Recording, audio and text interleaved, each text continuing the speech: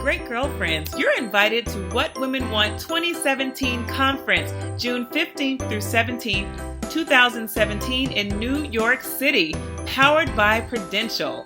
The 2017 What Women Want experience is all about uniting women from around the world in one weekend with power talks, workshops, dance breaks, beauty and wellness tips, and authentic connectivity that will inspire you to return home ignited to create change.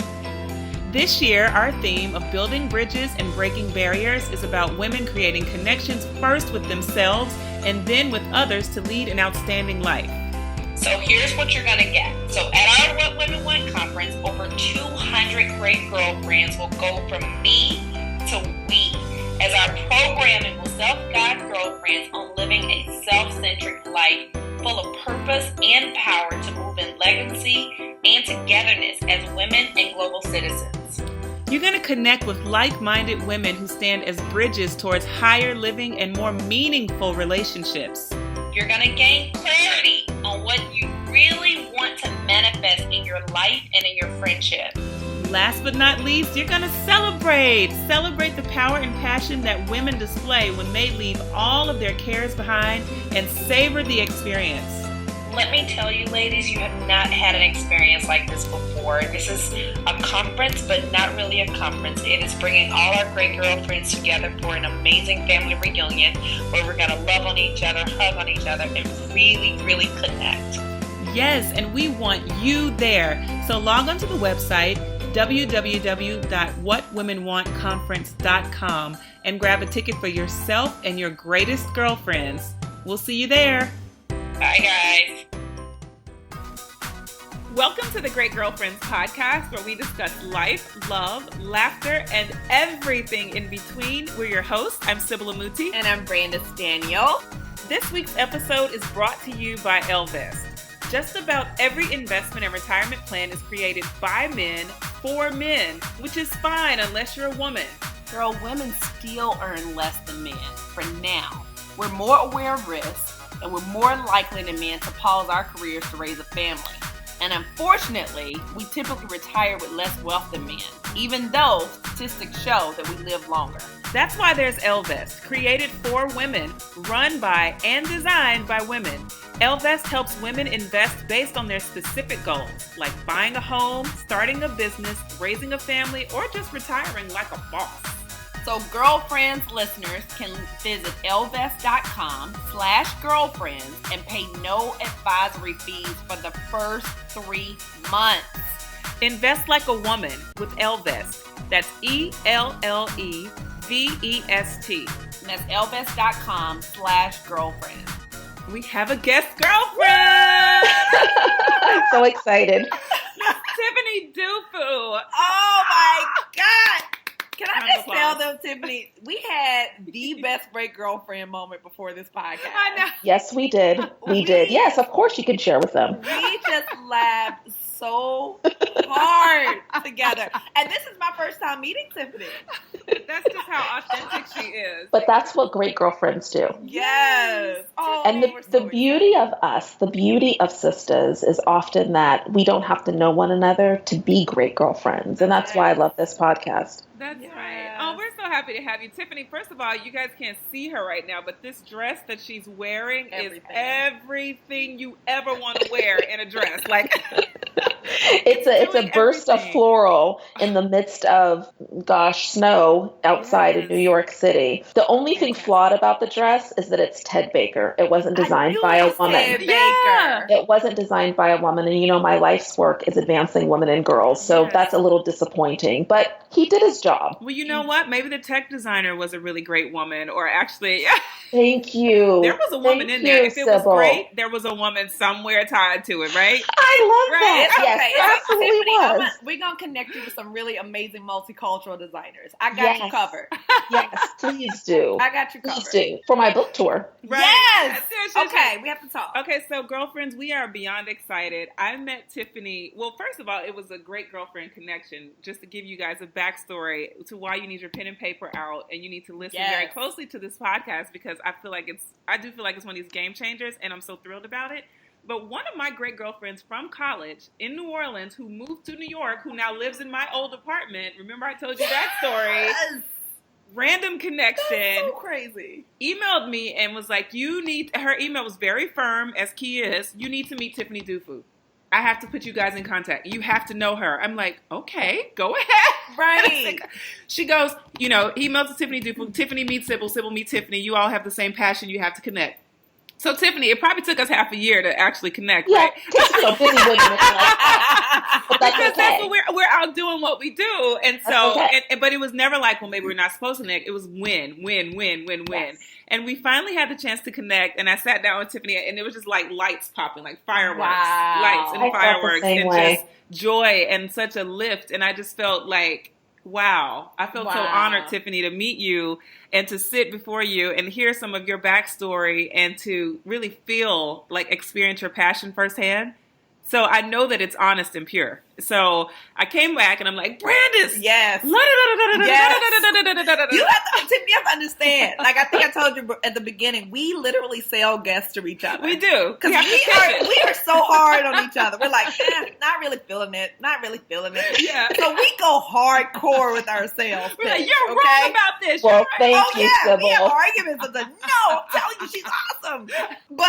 But when Sybil was so passionate, I was like, oh my God, I cannot wait to meet her. Yep. I'm like, this book right here, this book that is launching in February will transform lives for sure and give freedom to women. And I'm so excited. But Tiffany, before we get into all of who Tiffany is, because that's coming, I want to share a little story. Let's let Brandon share the story, because I think it's such a fantastic story of how we broke the ice before this call. Oh, yes. And how Tiffany gave us joy. Tiffany gave us so much joy. So, great girlfriends, you guys know how country me and Sybil can be. We're super extra country. This is the podcast where we can let our hair down. So I was in Memphis, and I can't even remember what I was dealing with, but I remember where I was, and I was with my mom, and Sybil calls me, oh my God. So she finished selling Tiffany and me. I'm like, I'm sold. Let's have her on the podcast. Absolutely. She sounds incredible. And she's like, but I got to tell you this funny story. So we were talking, and she's like, Brandis, I love the great girlfriends. You guys are so amazing. It's so comfortable. I mean, you guys are just keep it real, no diction. And when I tell you guys, I almost spit out all of whatever I was drinking because I was like, I love it. I told Sybil, I was like, that's going to be a part of our pitch. We're going to be pitching ourselves. We're like, look, we keep it real. We don't even bother about diction. I said, that is going to be our pitch. So I said, Sybil, one day we're going to be on stage at some place and I'm going to be pitching and I'm going to use that. I was like, but you have got to keep a straight face. I was like, I promise. Well, I did say that because I feel like it was part of me. We all get access to so many things and we have so many opportunities to hear things and watch things and listen to things. And I immediately felt like I was at home when I, listened to my first podcast, because we all know that down on Park Avenue or wherever we are in our office spaces, we conjugate all of our verbs. Absolutely. And we use proper diction and we use the word speak and not talk. And it brought me so much joy to hear my sisters just keeping it real and sharing and being vulnerable. And I think that's what it's about. No diction. Come on. No diction. That's what it's about. That's what it's about. That's when I knew it was real. I was like, oh, okay. That's for real. It's so great. No filter. Yeah. Oh, their site is so beautiful. All the images are just perfect. They're just so beautiful. But then when I listened to them, I was like, oh, okay. We just use that to get you in the door. And once we get in the door, we slur all over you the whole time. We smother you with Southern draw. That's what we do. So, Tiffany, who is Tiffany Dufu? Oh, Tiffany Dufu is a woman who already knows why she's on the planet. My life's work is advancing women and girls. That's pretty much why I'm here. My life is very simple. I already know what's on my tombstone, and I'm just kind of project managing my life backwards. And right now, I feel really lucky to be able to drop the ball into the world because it's for you. It's for every woman that I've ever met and anyone that I will hope to meet. And I feel really lucky that I get to execute my purpose with the two of you on this podcast. So that's who I am at the end of the day. I have other things. I'm a wife and a mom, and I have a business, and I work for a really amazing technology company called Levo. That's for millennial women to help them elevate their careers. And I serve on boards and I raise money for causes. Wait. Okay, so Tiffany, Tiffany, we gotta have the backstory. Okay, you gotta take us from here to here, please. Yes. Have you always been this person? Like, did you have any struggles? Like, give us the journey. Girl. Yeah, I'll give you the journey. So the first thing that I will say about purpose, because I'm someone who has a lot of purpose, is that purpose can be engineered. You know, a lot of people ask me, well, how did you know that your life's work was advancing women and girls? Like, have you always known that? Have you always felt that way? And I think that a lot of us have this vision of purpose being that, you know, you're walking down the street, the skies open up, the rain starts to fall, you hear this big voice, you drop to your knees, and somebody says, you know, you are here to save orca whales, or, you know, whatever the vision is. And, you know, for most people, that's not how we arrive at our purpose. I believe that purpose is a commitment inspired by a series of experiences. So when people ask me about my journey and how I got here, I talk about the series of experiences that have gotten me to this point and that inspire my commitment to advance women and girls. And that first experience has to do with my parents. My parents are from Watts, LA, for those of you who are on the West Coast. And my mom found out, good. I'm a West Coast girl. I actually grew up in the Pacific Northwest. My mom found out that she was pregnant with me when she was 19 years old. And my dad's one of 11 kids. You know, he didn't want to leave, but she really felt like the way out of that environment was the military. And so my dad joined the Army, and I was born 9 months later at Fort Lewis Army Base in Tacoma, Washington. My parents were able to break a very vicious cycle of poverty and addiction and violence in just one generation. I don't know any of those cycles. And they did it based off of a fundamental truth that I live by, which is that if you want something that you've never had before, you're going to have to do something that you've never done before in order to get it. Oh my God. And that's a big part of my journey and my story. Later, when my dad, who could barely pass the military physical exam and had to get himself cleaned up to do it, eventually went to college on the GI Bill, earned a PhD in theology. Wow. When I was growing up, my dad was the pastor of churches. He was, he attended the flock. I was a preacher's kid. I knew nothing of really where my parents came from. And so I'm also very patriotic because I feel like this is the only country in the world in which you can make such progress in a short amount of time, and why even what's happening in this current political climate brings me some hope. I'm like, well, at least we're in America where I know that the pendulum can swing the other direction. Absolutely. But when I was in the 4th grade, I had a Sunday school teacher, a new Sunday school teacher, who I don't think realized that I was the preacher's daughter in the Sunday school class. And at the end of the class, she asked for a volunteer to pray. And of course, I was the preacher's daughter, so I was very qualified to pray, or I felt so. So I prayed to my heart's content. But after the lesson was over and all the kids were leaving, she pulled me aside to tell me that I shouldn't have done that. She explained to me that boys were the leaders and that I shouldn't have prayed in front of the boys. Now, mind you, in fairness to her, the doctrine of my church did actually teach this. It's just that my father only had daughters and he never bothered to explain this to us. Yeah. So I had no idea. And I remember feeling my first sense of just feminist injustice in this moment. I'm like, you mean those knuckleheaded boys who can barely even sit in the pew straight and don't get the good grades that I get are supposed to be the leaders? And I'm supposed to be quiet in Sunday school class? I don't think so. I mean, it was just this feeling of something's, wrong. And I have to say, probably my fire for supporting women and girls kind of flickered in that moment. But later in life, when I was 16, I had a very traumatic experience that a lot of young people go through, which is that my parents got divorced. Mm-hmm. And what I discovered over the course of about a year after my parents' divorce was that all of the social, political, economic capital that I thought was our family's only belonged to my dad. Mm. My mom had chosen to stay at home and to raise us. And I realized that the choices that women make and the decisions that we make really impact our lives, our economics. My mom lived in poverty for years after her divorce. Wow. And, I became very obsessed with trying to save my mother. She spun back into those cycles that I talked about, that I didn't know about. Those were familiar cycles to her. I just didn't know because she had done such a good job of protecting me. And I probably just decided at some point, you know what, since I can't save my mother, I'll commit myself to supporting and helping other women who didn't have, ironically, the kind of mother to teach them that they were the most powerful change agent in their own journey. Yeah. And I'm telling you, that is the greatest gift that you can give a daughter, and it's the greatest gift that my mom gave me. And the reason why it was so great is because I learned when I was adult that no one gave the gift to her.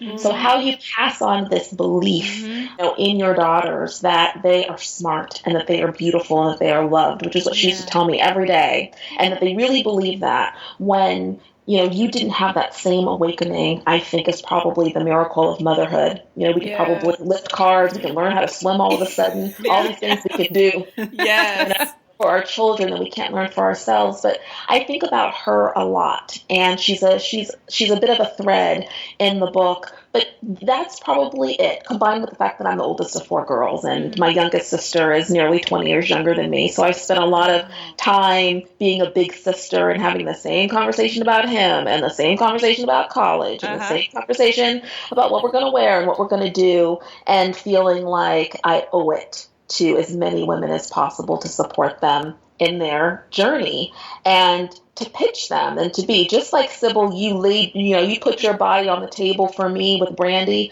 That's what I feel like I want to do for women every day. Yeah. Love it. Okay. So get us from college. So Tiffany chooses a college. How does Tiffany choose? Well, first, I have 2 college stories. My first college story is I grew up in the Pacific Northwest. There's only one college that any black girl who grows up in the Pacific Northwest in the 1980s, early 90s wants to go to, and that's Spelman College. Okay. And so I did get shipped off to Spelman, but my father had a very difficult time. He was a single dad. He had a difficult time with keeping up with my college tuition, with sending the next sister to college. And so he asked me to come home. So I transferred to the University of Washington because that was the state school where he could, get the in-state tuition. And it turned out to be one of the best things that ever happened to me. Of course, it didn't feel like that at the time. Right. We didn't feel like that at the time. It was like my whole life was turned upside down. But it was one of the best things that happened to me because it was where I met my husband, Kojo, who eventually became my all-in partner, which is part of the journey of Drop the Ball. So we were college sweethearts, and that's where our journey began, and that's in a lot of places where my Drop the Ball journey began too. I love that. All right. So you and Kojo meet in college. We meet in college. I would say we're college sweethearts. We didn't call ourselves that back then. We were just, really good friends that were trying to change the world together. And, we remember back in the day when your activism didn't make logical sense, but you did it. Like you would block I-90 to try to get more black professors on campus, as if there was a relationship between bad traffic and black professors. But all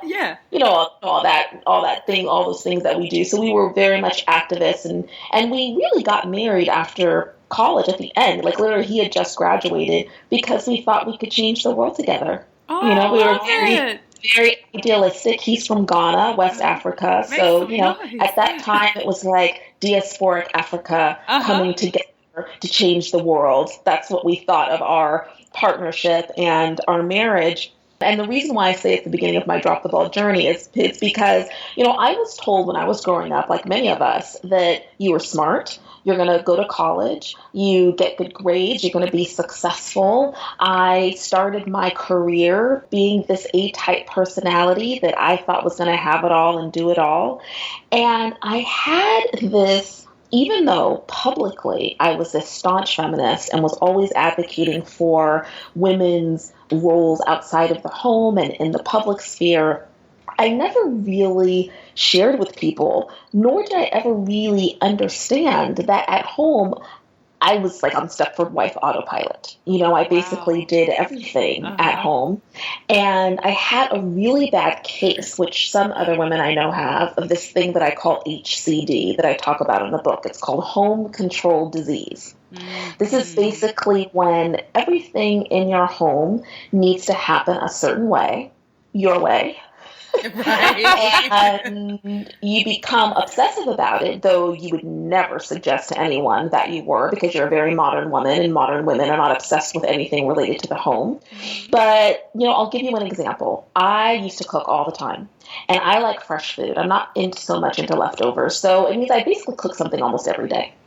So if on Monday I made meatloaf, let's say Tuesday I made fried chicken, Wednesday I made fajitas, on Thursday if I had a work event and my husband needed to eat the leftovers, I would have this running expiration date in my head for the food that was in the refrigerator.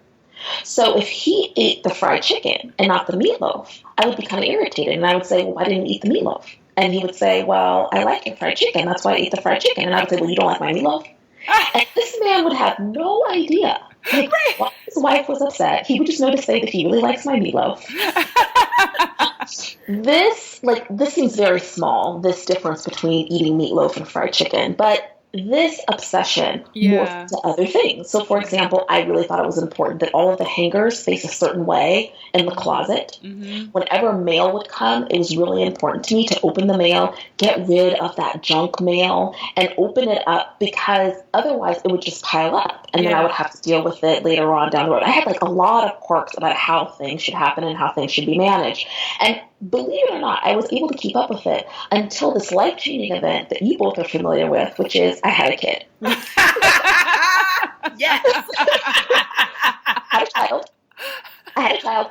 And literally on my first day back to work, so I'm on this maternity leave. Oh, he's listening to Baby Einstein CDs. I'm pureeing baby food while I'm on maternity leave. Oh, it's just so beautiful.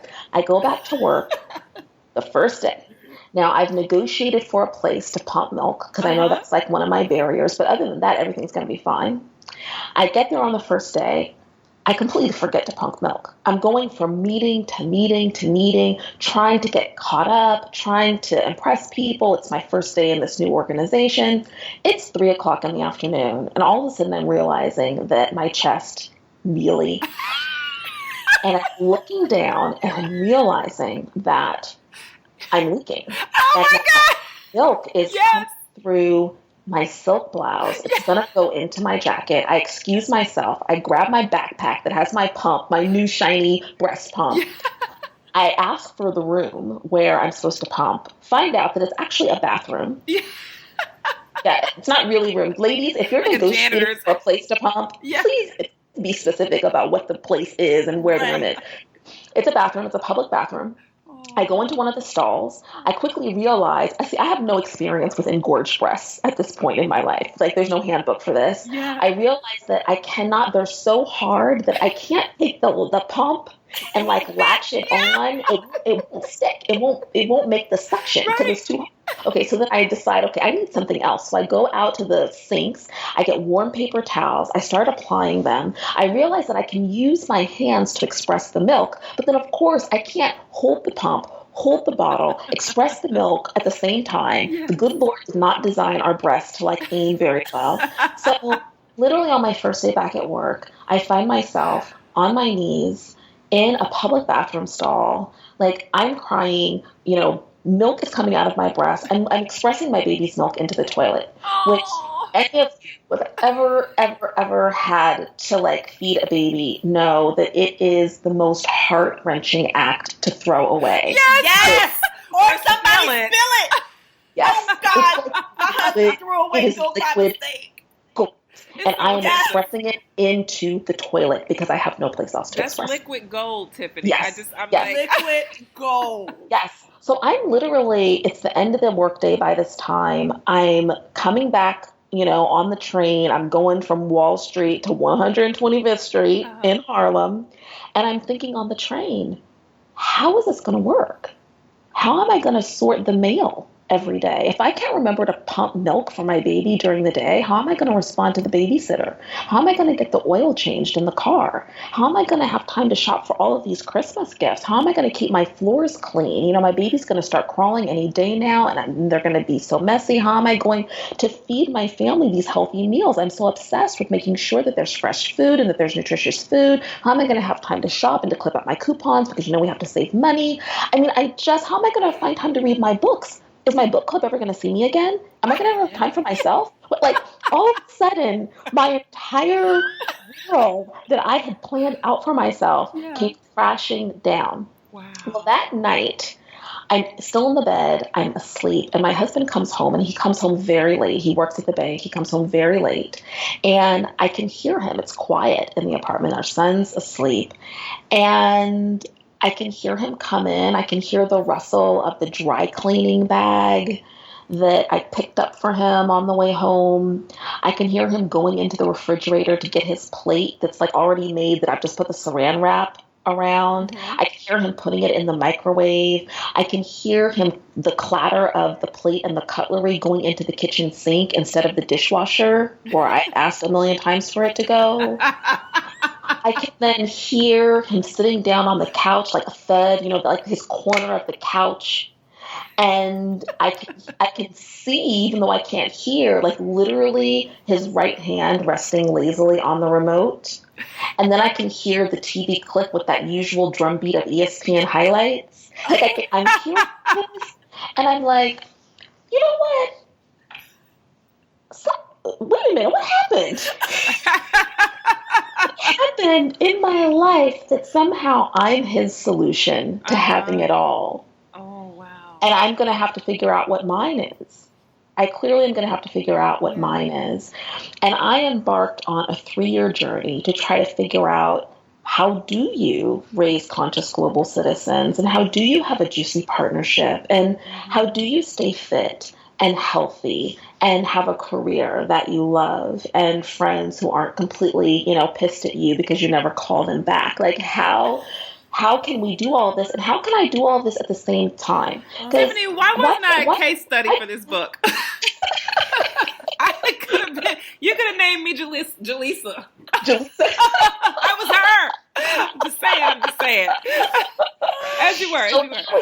That's really it. And it took me a good 3 years to figure it out. And ultimately, I was always, the reason why I call it drop the ball is because I was always afraid of dropping the ball. I was always paranoid that I was going to fail, that I was going to make a mistake, that I wasn't going to meet the expectations of all of the people who were around me. But once I got to a point where I couldn't manage everything, I started dropping balls. And you know what I discovered? What's that? The world didn't fall apart. Right. Isn't that a revelation? Oh my God.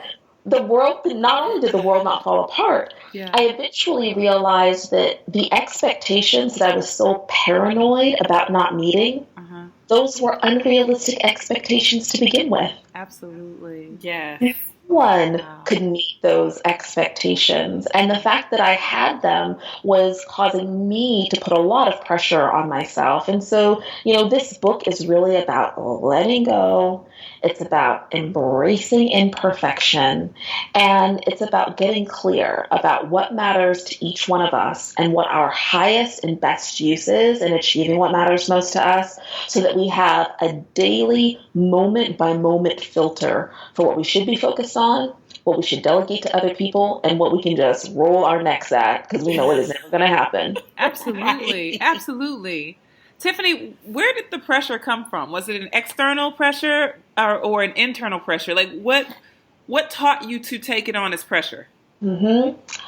I believe, and this is just my, feminist, if you'll allow me to for a moment.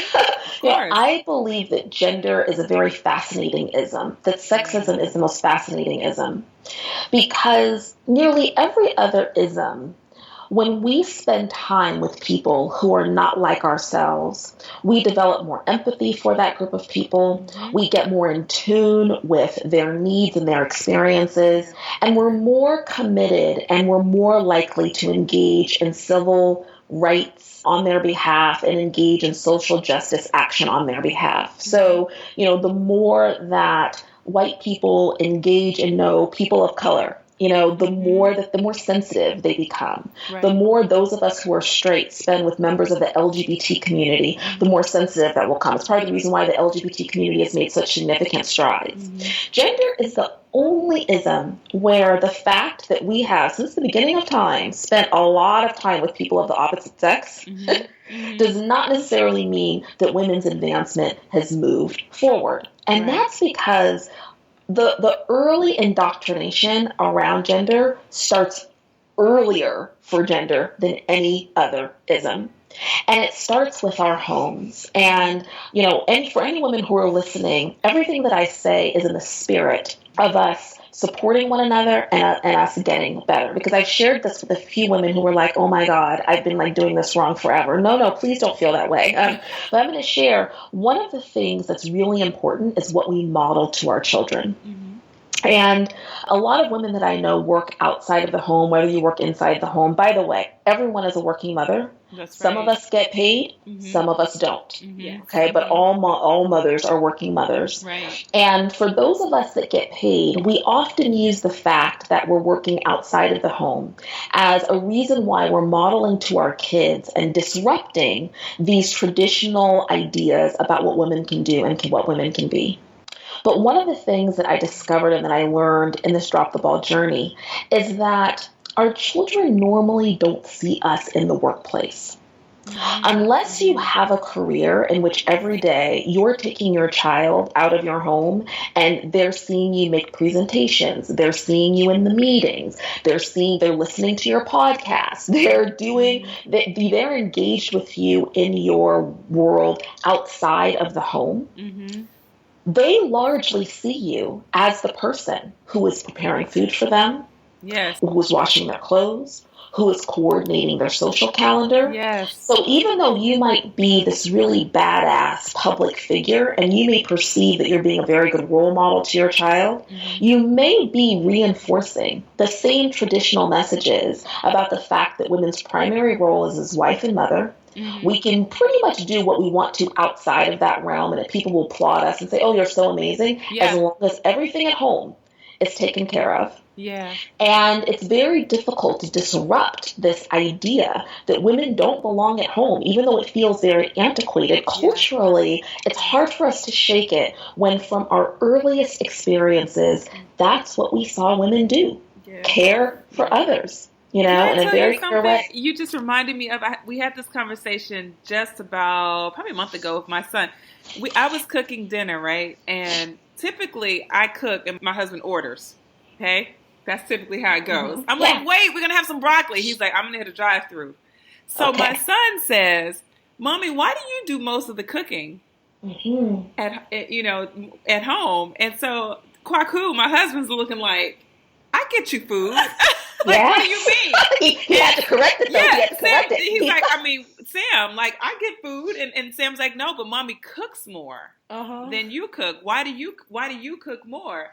Now, I didn't have an answer because I agree with Sam, but I wanted to hear what my husband had to say. My husband was just like, well, Sam, because when we do daddy night, I go out and I'll just get you guys something fun to eat. So I'm like, well, He's the hold fun, the heck fun up, food right? man. Because what does that say about me and my role in this story? And I think about that when you say that, because even when I work from home, so my kids, when they think of what I'm doing when I work from home, they think I'm taking care of the house working from home. That's and right. I'm like, where does this come from? I have got to create some adjustments so that they both understand this new woman that exists in the world. Why do they think I'm folding clothes all day? This is such a lie, and a detriment to my daughter's, to my daughter and who she can become if they define working at home as I'm wiping counters all day and folding clothes, which is not bad. I want to make that clear. It's just not what I do all day. And those things need to happen. They all have to happen. That we've got to be conscious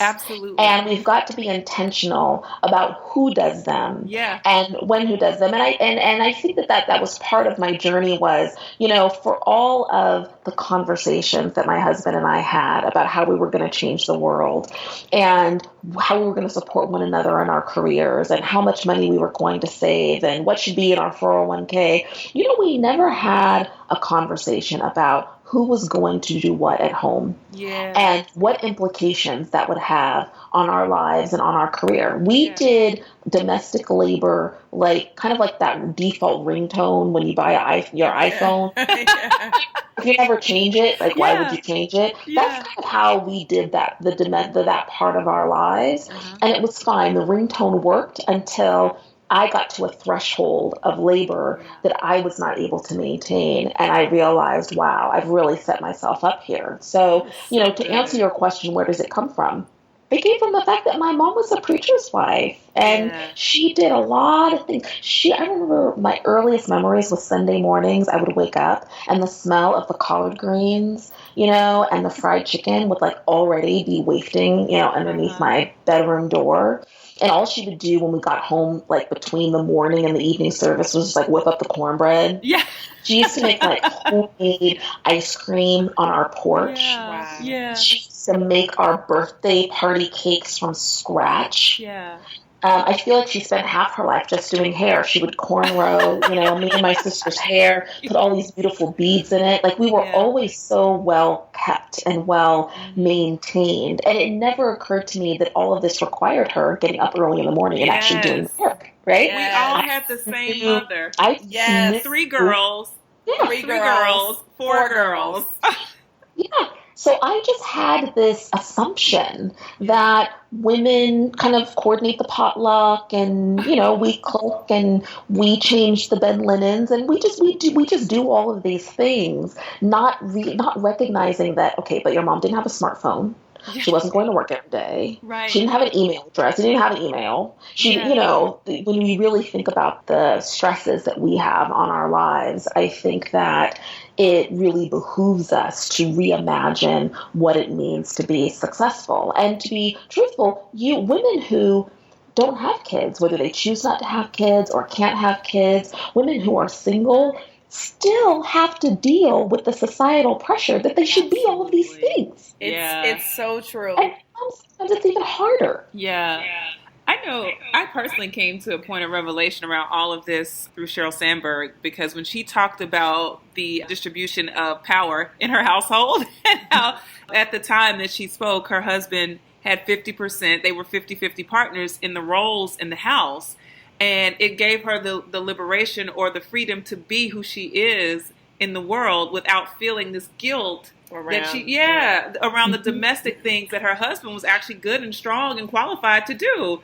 And that empowered my household, and my husband and I, we play by those rules, and it lightened the pressure that I felt having 2 kids and wanting to go soar, but feeling like I was being clamped to the ground. And I was going to say, we as women, a lot of times you say, well, how do you get into those roles? We create those roles. Absolutely. Because let me tell you something, a guy is not going to be like, oh, no. If you're going to do it, he's going to be like, go ahead.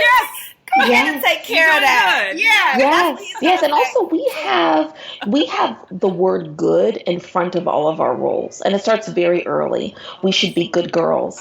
We should be good daughters. We should be good sisters and good wives and good mothers and good workers and good citizens. And the good in front of all of our roles means that the expectation is very high and the pressure we put on ourselves is very high. And I'll give you a very clear example. Right now, I am in my husband's office because for today and my work schedule, it was better for me to work out of his office. Now, I've gotten up, I've gotten dressed. He got the kids ready, took the kids to school. I arrive at his office before he does. Now, there's clearly some big meeting happening this morning in his office. I can see through all of the glass that the CEO of the company, the founder of the company, all of these people, and all I'm in this, extra office thinking is, oh my God, why isn't he here? any woman would have known that whatever meeting was happening today, it was happening and would have been in the office before everybody started arriving in this big meeting in the class, right? Like, part of success at work, wherever we are, we have so much pressure to do things above and beyond. Yeah. And my husband comes waltzing in, like, an hour after I did. And I'm like, there's a big meeting happening. Did you not know you're supposed to be here before everybody else? Right, He's like, I wasn't scheduled to be in that meeting. And I'm like, you don't understand. It doesn't matter. You were just supposed to show up before all of them. They have to see your face. Exactly. They have to see you, that you just waltz around with your coffee if you're not in the meeting. You just put on your headset and pretend you're on an important call early before everybody else. Right? And I'm like, where does this come from? That I have all of this pressure, so much of it, that I have it for him. And he's like totally cool, calm, and collected. He's like, no, I got it. That's that good. That's that good. He must be from the same village as Kwaku. I'm telling you. Kojo and Kwaku. It's rich. That's it. But that's it. It's choosy moms choose Jif. It's every mess. It's Claire Huxtable. Okay, let me break down Claire Huxtable. Okay, I love me some Claire Huxtable. Yes. I was gonna be Claire Huxtable. Okay. Did any of us ever think about the fact that this woman is an attorney with 5 well-behaved children, right, who has made partner at a law firm? Yeah. Come on now. Come on now. Right. Now that we're all adults, we're like, okay, wait a minute. It don't really work like that. Hold on a minute. I'm going to be Claire Huxtable. I'm going to be an attorney. I'm going to have 5 kids, and my house going to always be clean. And my husband, he's going to tell jokes. And my hair is going to blow in the wind. Like, right. Oh, yes. And I'm going to always be impeccably dressed. No. I'm going to tell you, I want to meet the woman who made partner at her law firm and had 5 kids along the way. Exactly. I know. And all of them are like them Huxtable kids. I would love to know her. Listen, if you're listening, we want to know you. Yes, please call in right now and explain to us. So this is where we get this. It's like, where do we get this idea? Where do we get this pressure? This is where we get it. We get it from the role models. We get it from us not talking to one another, which is why I love the Great Girlfriends, right? From us not talking to one another about the hard part. Right? About the messy part, about the part where you're chronically tired. Yes. And you can barely keep your eyes open, and you keep caffeinating yourself or medicating yourself with something else to keep yourself awake because you're sleep deprived. Yeah. And we are often so sleep deprived, we're sleep deprived for years at a time. Absolutely. And don't even realize it. So then we become in denial about our sleep deprivation because we're like, oh, it's been a number of years and you still think that you're managing okay. Just spend a few weeks getting a good night's sleep and you will discover that you've been exhausted for 2 weeks. Yes. True. It's so true. It is so true. Okay, so Tiffany, give us quickly your website, your social, everything that we want our girls to connect with. Please go to www.tiffanydufu.com to learn more about me, to learn more about the book. Please send people to droptheball.com to buy the book, but you can get to the book from tiffanydufu.com. So I hope that you all will go and free yourself. We will definitely be getting our copy. I'm quite excited. Yes, I'm so excited. And I'll be getting one for a great girlfriend. Yes. Not you, Sybil, because you're going to get, Sybil's going to get one of her. Yes, Sybil already got one, so she'll be getting one for other great girlfriends. Yes. I'm gonna be shipping out to some great girlfriends. I am. Good. Thank you guys so much. Where can people find you on social? At TDufu is Twitter. Okay. You can just Google. If you Google me, I'm so easy to find. I feel like it's the easiest. At TDufu on Instagram, at TDufu on Twitter, Tiffany Dufu on Facebook. Okay. I'm the only Tiffany Dufu in the world. Thanks to my husband's last name. I love it. That's like my name. Yeah. Nobody There's else's brand is Daniel. Right. I locked down Sybil Moody. I think. Yeah, it's very nice having a unique name. Yes. Well, we love to close out by thanking our husband, so Kwaku Muti. I love you dearly. And thank you so much, Rich, for just being who you are. Oh, and can I thank Kojo too? Because the book is dedicated to him, and he's like the hero of the book. Aww. Love it, Kojo. And then we thank our kids, Sam and Dylan. Love you dearly. I love you, love you. And this guy who has totally captured my heart. Yeah. Oh, and Kofi and Dekua, who totally were patient when a New York Times photographer was shadowing them all day. They were so well behaved. I love it. Good. That's like good home training. I love it. Yes. Yes. And thank you to our girlfriends around the world for trusting us as your go-to source for everything life, love, and laughter. Make sure you listen every Wednesday on iTunes, Stitcher, Podcast Republic, Podcast Bean, Blueberry, and every other podcasting source. Absolutely. And check us out on our social, on our Instagram, The Great Girlfriends, and Twitter, _Great GFS, Facebook, The Great Girlfriends. and please join our Facebook group. We're, I believe, over 16,000 members now and growing. We have several requests. Yes, that we have to get through. We're going to add you very soon. Yes, thank you so much. Yes, make sure you post your questions online. You share with your friends. Keep listening and and keep being a great girlfriend. I'm Sybil. I'm Brandis. Tiffany, I'm Tiffany. And we're signing off. Bye, guys. Bye. Bye.